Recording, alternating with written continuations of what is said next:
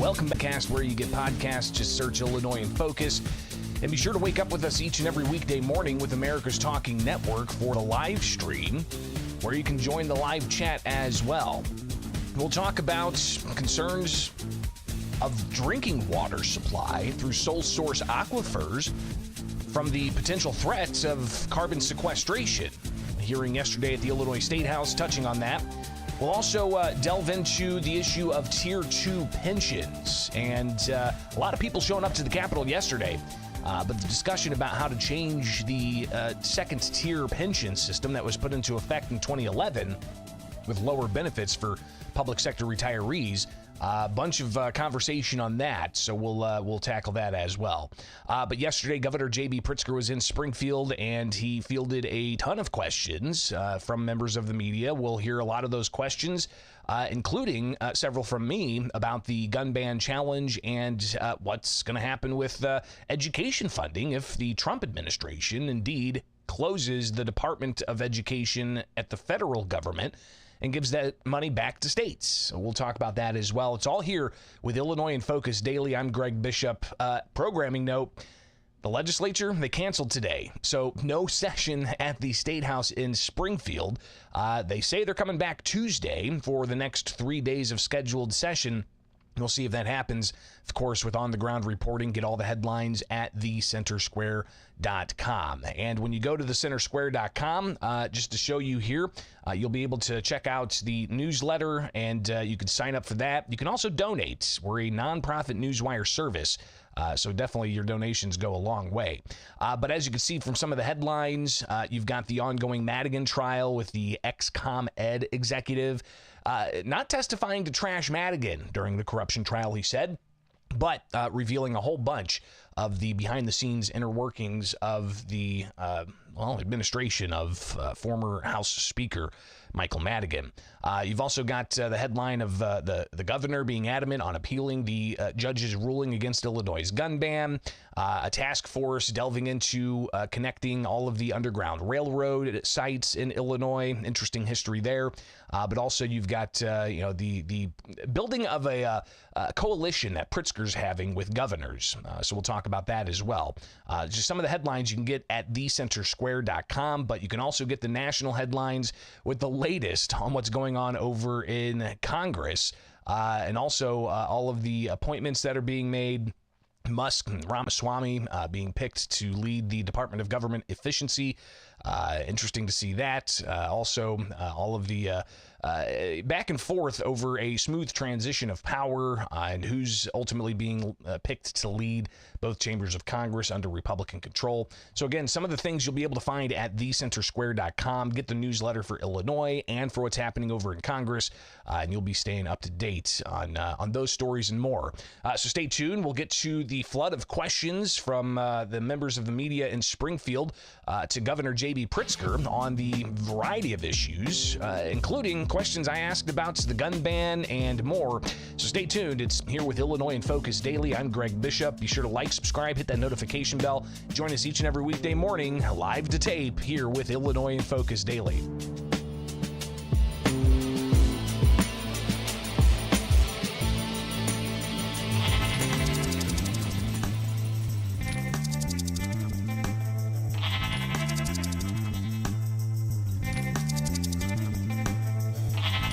Illinois Governor J.B. Pritzker adamant he's going to appeal the Southern District of Illinois federal judge Stephen McGlynn's ruling that the state's gun and magazine ban is unconstitutional. That's after State Representative Dan Calkins said that the governor needs to drop the appeal, but the Illinois Attorney General as well saying that he's unapologetic about looking to appeal. Welcome in. Illinois in Focus Daily. I'm Greg Bishop. Legislature canceled today's session, so no veto session today, but still a lot to unpack from just the past couple of days. And let's go ahead and jump into Governor J.B. Pritzker celebrating the 40th anniversary of the Willard Ice Building. It's the Department of Revenue building here in Springfield. And it's interesting that while they celebrated the 40th anniversary, it was revealed that Governor Pritzker has not been inside the Revenue building for the nearly 6 years he's been in office, which is fascinating. I mean, it's just literally a 10-minute walk from the state capitol. It's, the Department of Revenue where all the state's tax dollars flow through.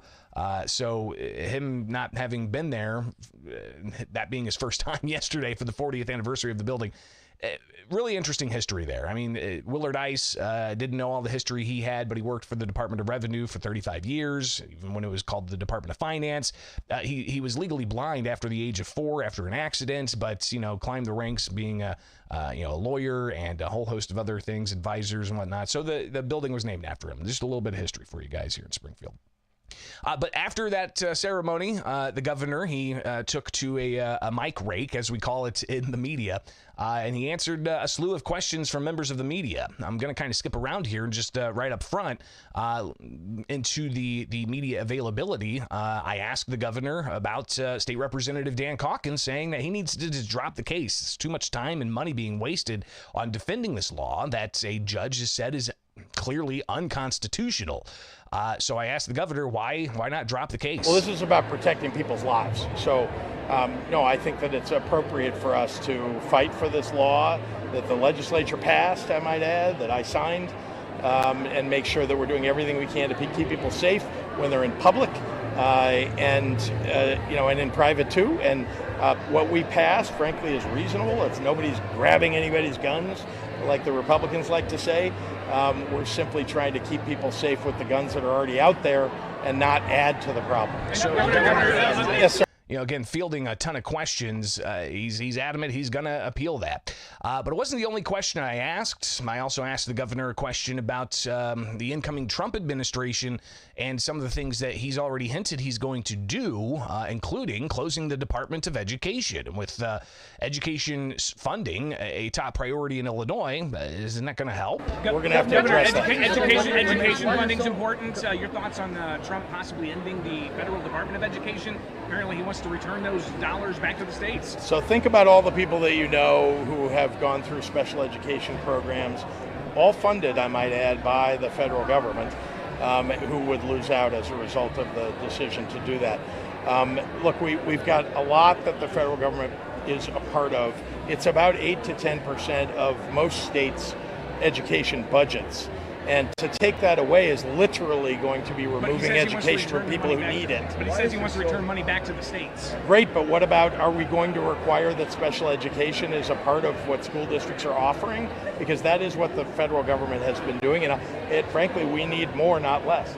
I would imagine, though, that could be a policy that is enacted by the legislature to require that. Now, how much money would come back to Illinois if indeed the Department of Education, federal Department of Education, is closed? I'm not sure. I'm going to have to delve into that. But still, interesting to see that that's a proposal, and the governor's reaction is about whether or not there's going to be special education funding for such operations in Illinois.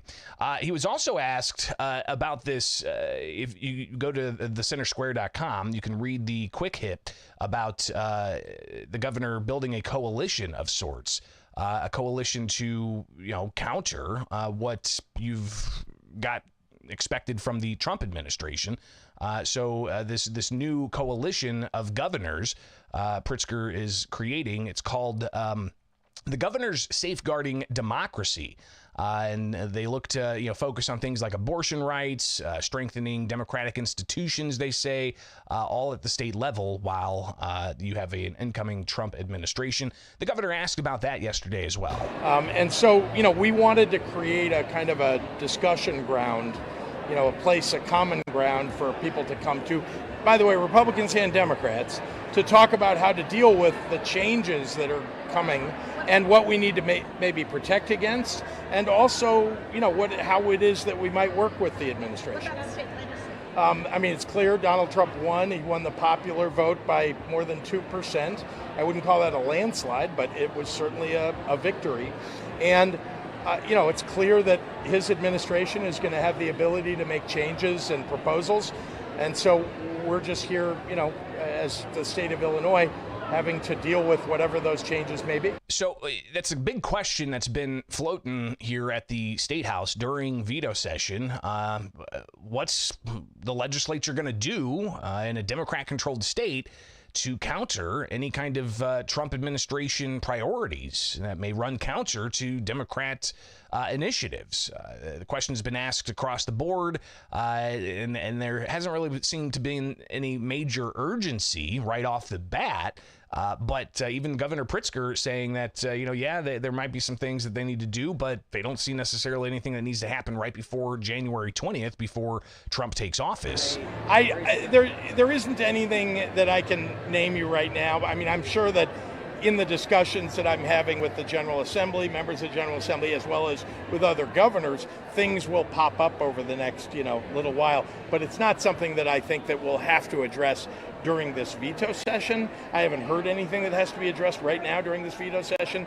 Having said that, there is time to be able to do that before the January 20th inauguration. So again, the governor fielding a ton of questions there. You can hear members of the media trying to shout each other out. It's kind of how it goes when you've got 15 members of the media in limited time and people shouting questions all over the place. But fast forwarding a bit later on in the day, House Republicans held a news conference. And House Republican State Representative Ryan Spain from the Peoria area, he talked about the things, while Democrats are saying, well, we're not sure what needs to happen yet to counter a Trump administration. Ryan Spain saying, well, we already know a whole host of things that the legislature can do in Illinois to pair up with Trump administration policies. Problems. Our immigration policies in the state of Illinois have been a mess. They've led to out-of-control spending that have placed priorities in the wrong place in terms of healthcare spending intently. We need to resolve and reduce our high energy prices in the state of Illinois that have been delivered through green climate initiatives that the governor has focused on, but they've had a consequence of driving up utility bills all throughout the state of Illinois. We need to be preparing ourselves for the expiration and the redrafting of the Tax Cuts and Jobs Act. Remember, in 2017, tax reform was passed by Congress. It expires next year. In Illinois, we have spent that time decoupling ourselves from the federal tax code in order to create additional revenue gimmicks, as Leader McCombie talked about, to pad the state budget. We need to recouple with the federal tax code so that any of the changes that are made to facilitate economic growth can actually benefit us here in the state of Illinois, whether that's changing our estate tax, our depreciation laws, the way we do and offer operating loss carry forwards. We've made deliberate decisions in the state of Illinois to move away from those policies at the federal level. It's time to rejoin so that we can benefit from economic growth that needs to take place. And if I were Governor Pritzker, I would be reaching out to President Trump saying, how can we work to restore our SALT deductions for the state of Illinois that could provide property tax assistance, which is repeatedly one of the main issues that we hear about again and again from our constituents. And we also need to be preparing ourselves from the likely adjustments for not taxing tips and overtime wages. These are the things that we should be working together on now to prepare ourselves for new realities in Washington, D.C. It's time to put away the bluster, stop the macho man routine, and figure out how we can actually work together. Speaking of macho man, one more thing. We have heard from the last several years and watched as a systematic disenfranchisement of Republican districts has taken place. And this is something that Republicans have complained about quite a bit, is they see tax dollars being distributed more to Democrat districts than Republican districts. So maybe that's a story for another time.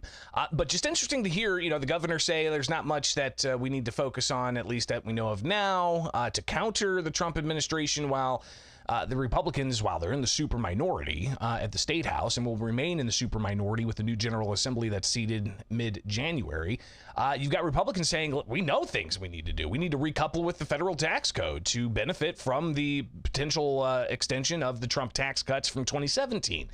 We need to focus on the estate tax and how we can lower property taxes and get state and local tax deductions. We need to focus on how to best conform with the possibility of no taxing on tips or no taxing on overtime, things that Trump has said he's going to work to implement. So interesting to see kind of that contrast there. But back to the governor during his news conference, he was asked about why should people not think that you're running for president in 2028? Why should anyone think that you are not running for president in 2028? That's kind of funny. I mean, first of all, it's 2024. I still have 2 years left to serve in the term that I'm in as governor. As you all have heard me say time and time again, I love this job, and there's an awful lot about it that I believe I can do to protect people from, the problems that seem to want to come from Washington, D.C. over the next 2 years. So I'm looking forward to doing that. And again, you all should, and you've been asking me about re-election. I think that's the relevant conversation to have. So obviously, he says the relevant conversation is 2026, not 2028. We'll be watching that closely and see what happens. Be sure to get it all here with Illinois in Focus Daily. Subscribe to America's Talking Network on YouTube. Get the newsletter at thecentersquare.com for all the latest headlines.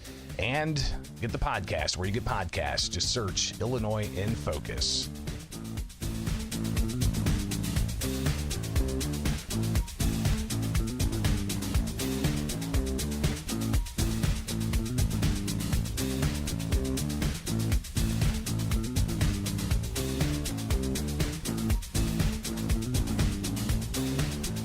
Illinois' unfunded pension liability, $140 billion. That's money taxpayers owe into the system for promises made from Tier 1 and Tier 2 pensions.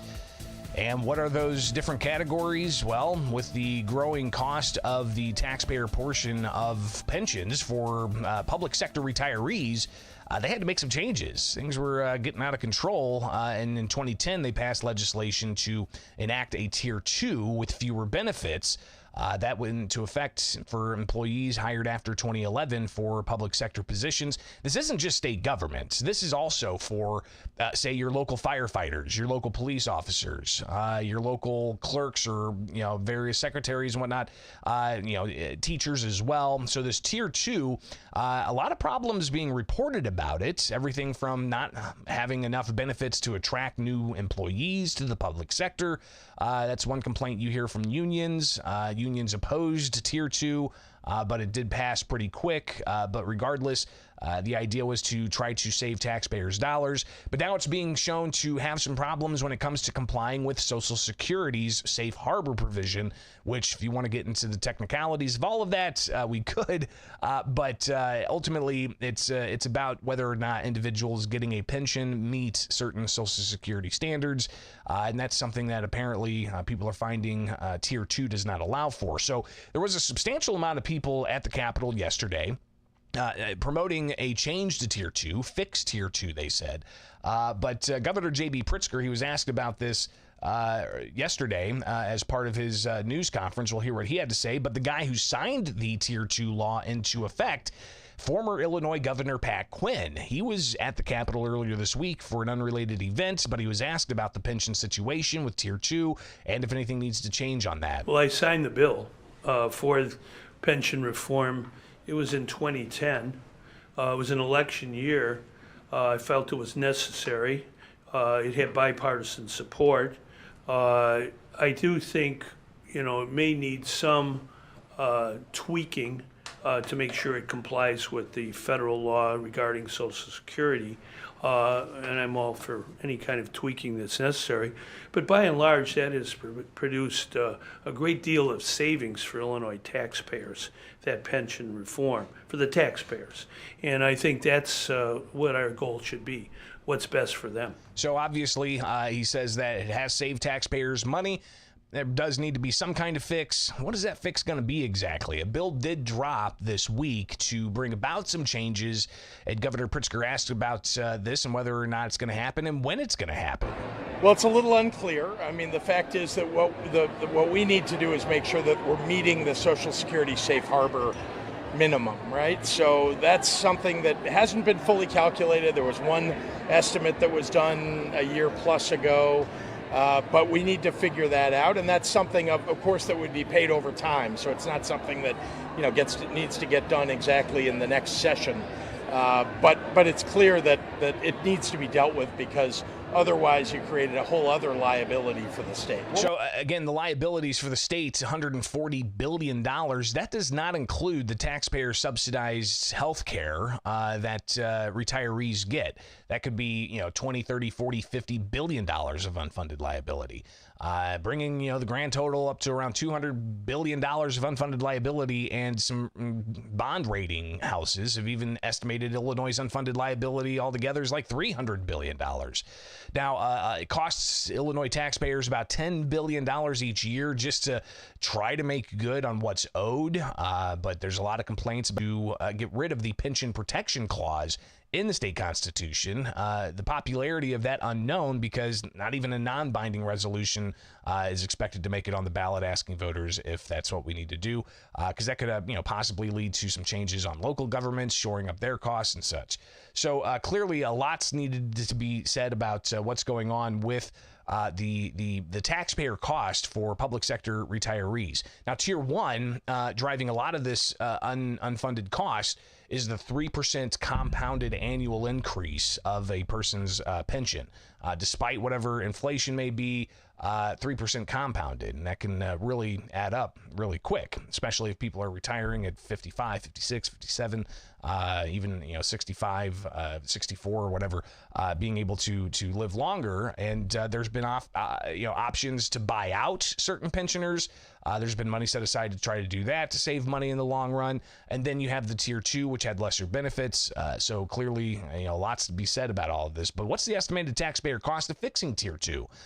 Governor Pritzker, he says it could be around $5 billion.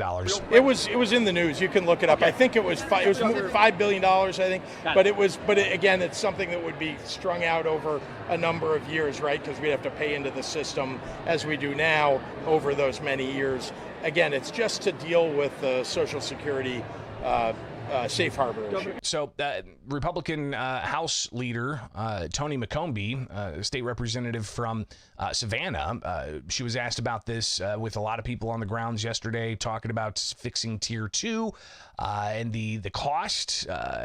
When's it going to happen? Here's some responses to those questions. Well, we haven't really dug into the bill yet, but the estimated cost, we just saw the governor talk about today that it was going to be, I believe, $5 billion for just the safe harbor fix. So our caucus certainly supports a safe harbor fix. It's just going to be the devil in the details on that. When do you think it could happen? Well, the bill just dropped, so I'm guessing certainly in the 104. I don't really anticipate in lame duck, but you'd have to ask the speaker about that. He keeps the schedule. So clearly unclear what could pass, what could get Republican support. When they were talking about this months ago during spring session, I think it was State Representative Blaine Wilhauer who said, listen, the fix here to match the Social Security safe harbor is to evaluate each person that's going to retire and set aside X dollars plus one to get them to the safe harbor provision. Instead of just changing Tier 2 altogether and increasing benefits, why not just focus on it, on an individual basis to do X plus one to get them to match that safe harbor. So what's going to happen here? Obviously, it's going to be some time before anything does pop, but we'll be watching it. Get the latest details at thecentersquare.com. Wake up with us with Illinois in Focus Daily, and get the podcast anywhere you get podcasts. Just search Illinois in Focus Daily.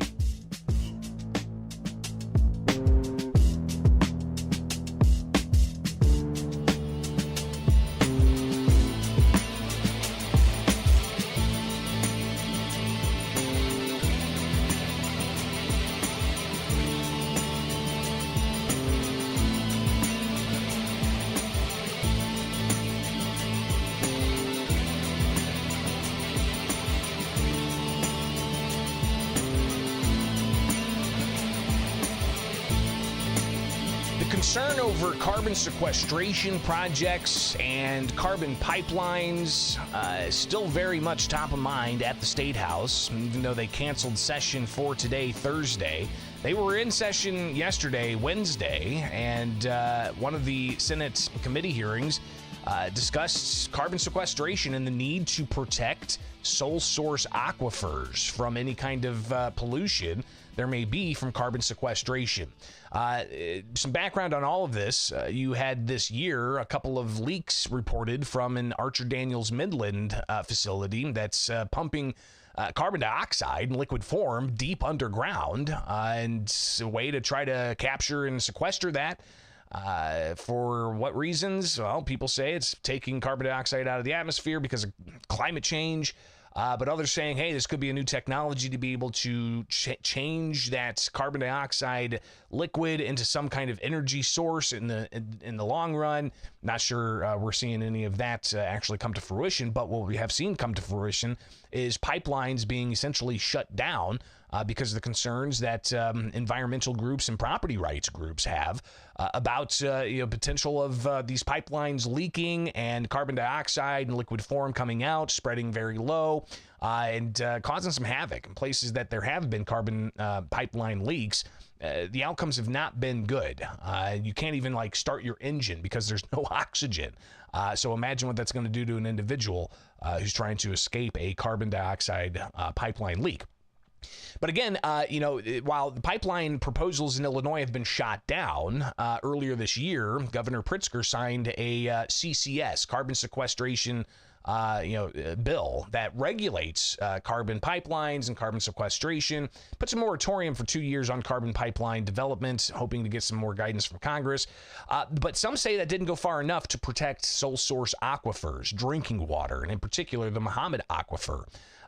Governor Pritzker was asked about this during his news conference earlier in the day yesterday. Look, let me be clear.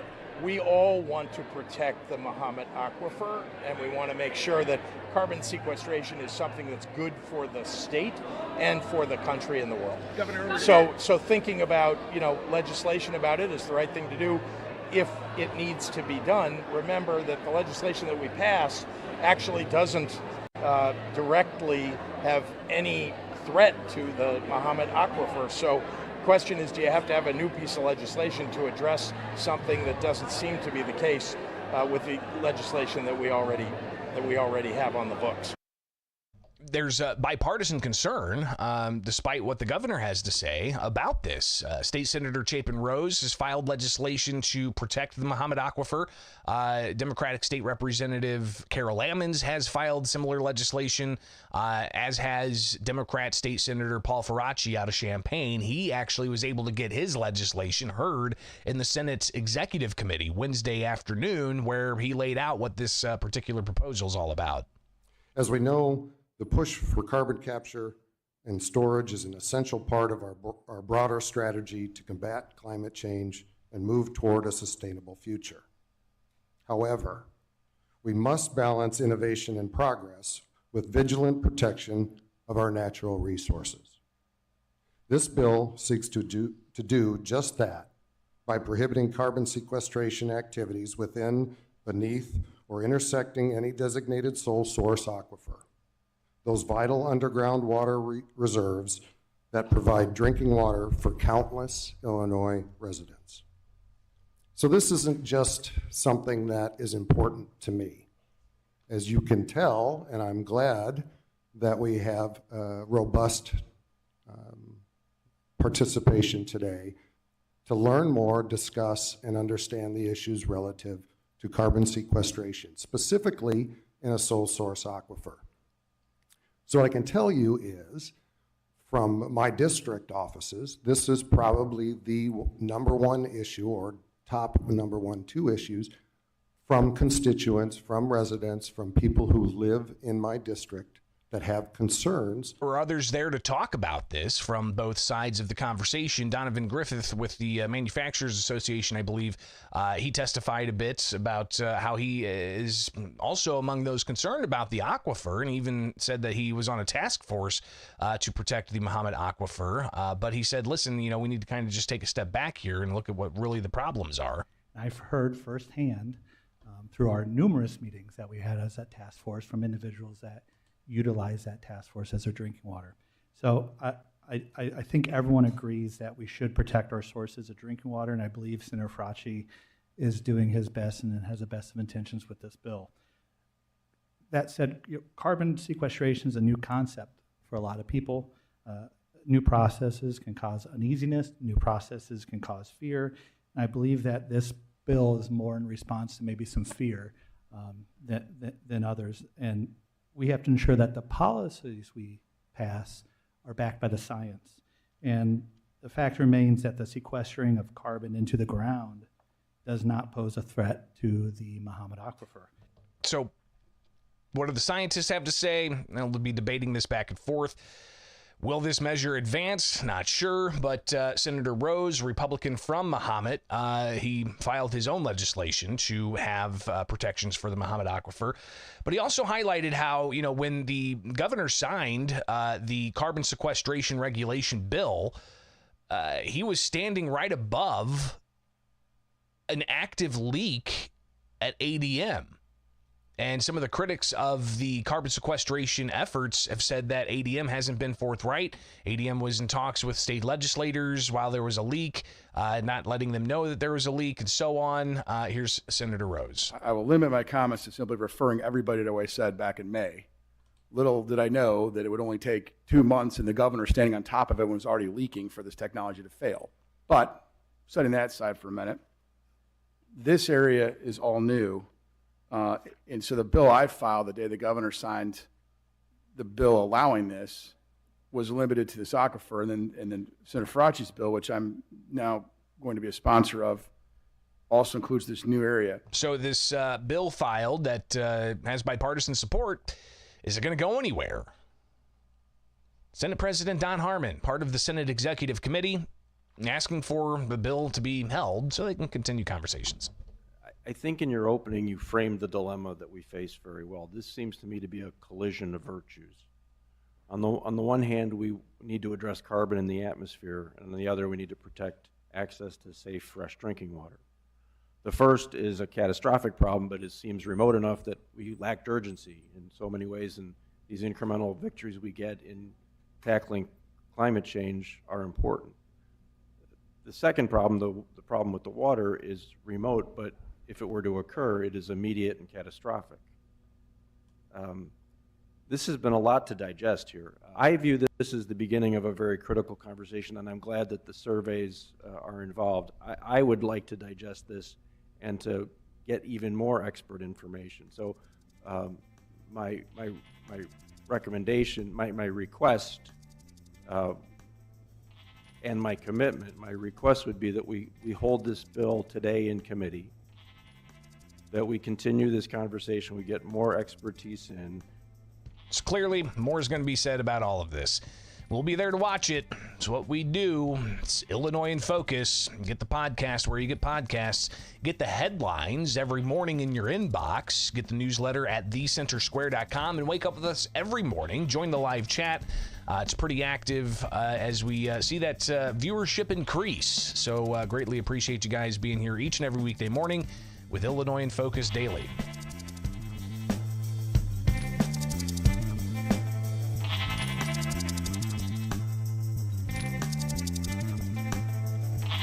All right, that's all I got for you today. Again, no veto session. They canceled today.